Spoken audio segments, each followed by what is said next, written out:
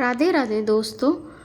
आज बात करेंगे हिंदू धर्म में हरतालिका तीज व्रत की।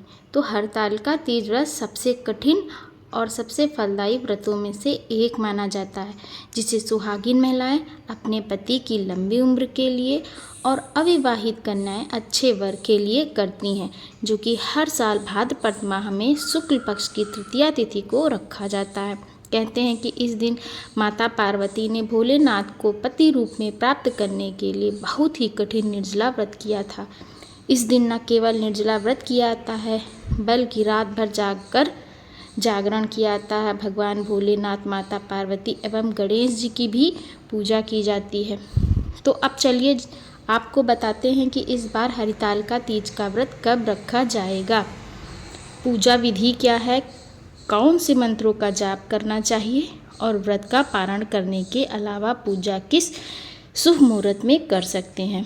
तो तृतीया तिथि प्रारंभ होगी 5 सितंबर गुरुवार को दोपहर 12:22 से और समाप्त होगी 6 सितंबर शुक्रवार को 3:01 पर। इसलिए इस बार उदया तिथि के अनुसार 6 सितंबर शुक्रवार के दिन ही हरतालिका तीज का व्रत रखा जाएगा।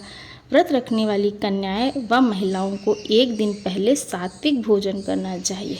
शुक्रवार के दिन आप सिर धोकर स्नान कर सकते हैं। शुक्रवार के दिन सूर्योदय होगा सुबह 6:14, सूर्यास्त होगा शाम 6:35 पर और ब्रह्म मुहूर्त सुबह 4:38 से 5:26 तक रहेगा। तो पूजा करने के लिए ब्रह्म मुहूर्त बहुत ही उत्तम माना जाता है। शुक्ल योग रहेगा रात 10:14 तक, बाद में ब्रह्म योग तक और अभिजीत मुहूर्त दोपहर 12 बजे से 12:49 तक रहेगा।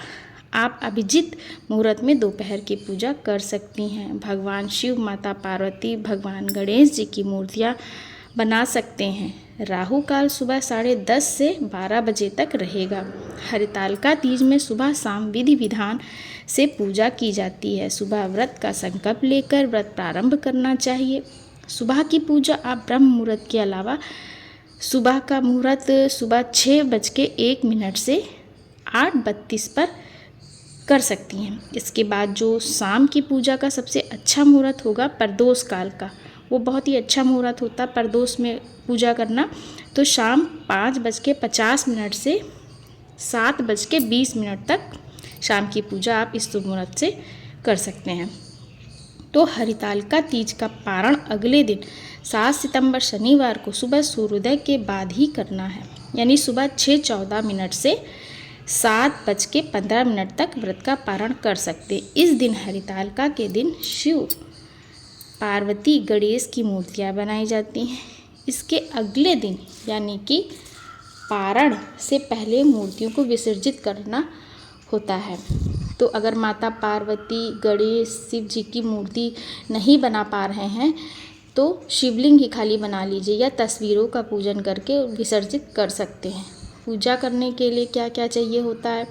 चंदन, जनेऊ, फुलेरा, फूल, नारियल, अक्षत, पान के पत्ते, इलायची, सुपारी, दक्षिणा, मीठा, पूजा के लिए चौकी, धतूरा, कलश, तांबे का पात्र, दूध, दूर्वा, घी, दीपक, कपूर और कथा की किताब की आवश्यकता होती है।